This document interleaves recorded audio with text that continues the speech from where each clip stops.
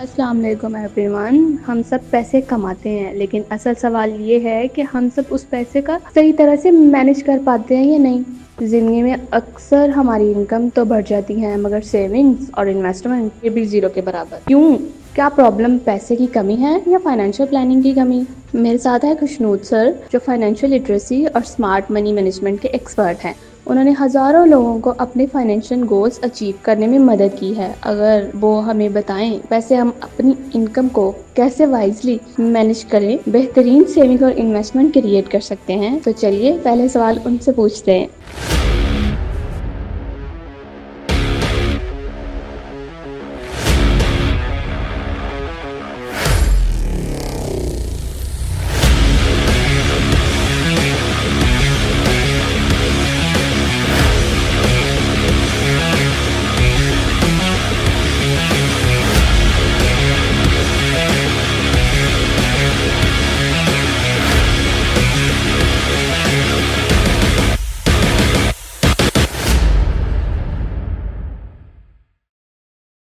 खुशनूद sir, profit और expense कैसे manage करते हो? Thank you for having me here Atiya. अच्छा, आज का टॉपिक बहुत ही मेरे दिल के बहुत करीब है, जिसको कहा जाता है फाइनेंशियल मैनेजमेंट। तो आपका क्वेश्चन भी बहुत मजे का है। वो बेसिकली ये है कि प्रॉफिट और एक्सपेंसेस कैसे मैनेज करता हूँ मैं। देखिए, फाइनेंशियल मैनेजमेंट का सबसे बड़ा रूल ये है कि आप अपने एक्सपेंसेस को हमेशा प्रॉफिट से कंपैरिजन में रखो। प्रॉफिट आए तो सबसे पहले उसका एक पोर्शन सेविंग और इन्वेस्टमेंट के लिए साइड पर कर लो। लाइक फॉर एग्जांपल, अगर आपको 1 लाख रुपए अर्निंग हुई है तो 20% उसके अंदर से इन्वेस्टमेंट या एज अ सेविंग के तौर पे या इमरजेंसी फंड के तौर पे साइड पे कर लो। फिर एसेंशियल एक्सपेंस को कवर करो, और जो लग्जरी या नॉन एसेंशियल चीज़ें हैं उन्हें प्रॉफिट की बची हुई परसेंटेज से करो।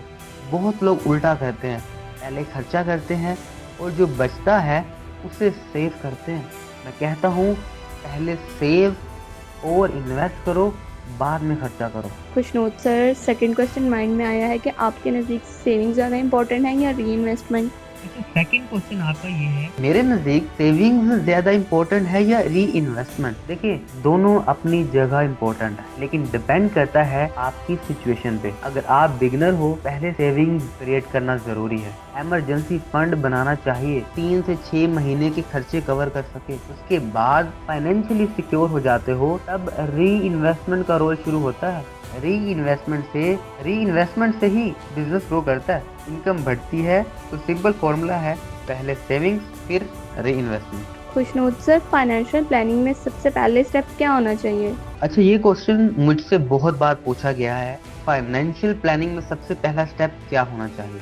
देखिए, सबसे पहले स्टेप है अपनी करंट फाइनेंशियल सिचुएशन को समझना। मतलब आपकी मंथली इनकम कितनी है, खर्चे कितने हैं, लायबिलिटीज क्या हैं और एसेट्स क्या हैं। जब तक आप अपने नंबर्स क्लियरली नहीं जानते, आप प्लान बना ही नहीं सकते।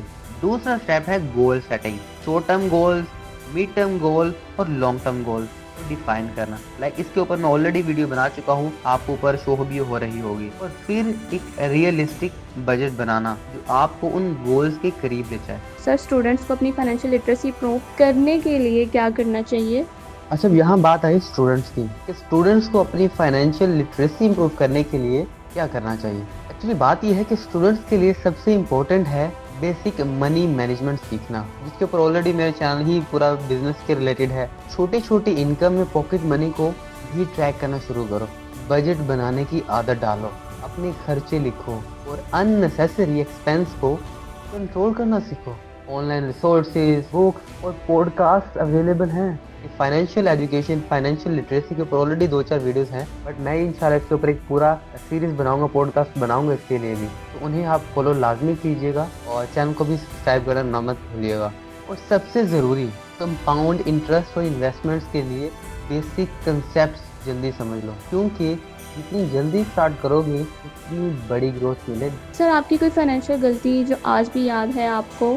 अच्छा, इसके बाद आपका क्वेश्चन है कि मेरी कोई फाइनेंशियल गलती है जो मुझे आज याद हो। ऑब्वियसली बहुत सी गलतियां हुई हैं। एक बड़ी गलती जो आज भी याद है वो ये है कि मैं शुरू में अपनी सारी इन्वेस्टमेंट एक जगह इन्वेस्ट कर देता था, डाइवर्सिफिकेशन नहीं करता था। रिजल्ट ये हुआ कि एक प्रोजेक्ट फ्लॉप हुआ और उस वक्त मुझे हैवी लॉस उठाना पड़ा। उस दिन समझा कि फाइनेंशियल मैनेजमेंट का सबसे बड़ा रूल है never put all your eggs in one basket. आज भी मैं हर एक डिसीजन में डाइवर्सिफिकेशन और रिस्क मैनेजमेंट पे फोकस करता हूँ। सर, बिजनेस लॉस में हो तो फाइनेंशियल डिसीजन कैसे लिए जाएं? अच्छा, ये बहुत इंटरेस्टिंग क्वेश्चन है आपका। जब बिजनेस में लॉस हो, फाइनेंशियल डिसीजन कैसे लिया जाए? देखिए, लॉस के वक्त सबसे पहले काम रहना बहुत जरूरी है। पैनिक में लिए गए डिसीजंस और लॉसेस बढ़ा देते हैं। पहला स्टेप होता है कैश फ्लो एनालिसिस करना, जिस जगह से लॉस हो रहा है और उस जगह से कॉस्ट कट किया जा सकता है। दूसरा स्टेप होता है अननेसेसरी एक्सपेंसेस को रोकना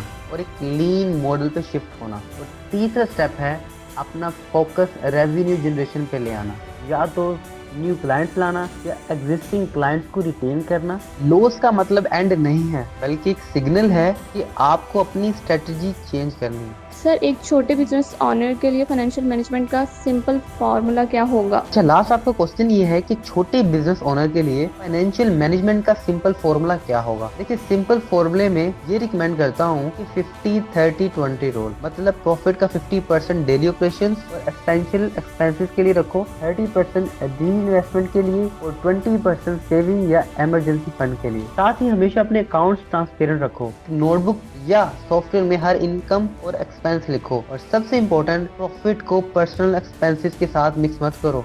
बिजनेस का पैसा अलग रखो, पर्सनल अलग रखो। छोटा सा फॉर्मूला स्मॉल बिजनेस ओनर को डिसिप्लिन और ग्रोथ दोनों देता है। Thank you so much sir for your precious time and viewers. अगर ये वीडियो पसंद आई हो तो सब्सक्राइब करना ना भूलें और बेल आइकन का बटन दबाएं। और अगर आपका कोई क्वेश्चन हो तो कमेंट सेक्शन में आप क्वेश्चन पूछ सकते हैं। नेक्स्ट इस टॉपिक पे भी वीडियो बनाई जा सकती है। मिलते हैं नेक्स्ट वीडियो में।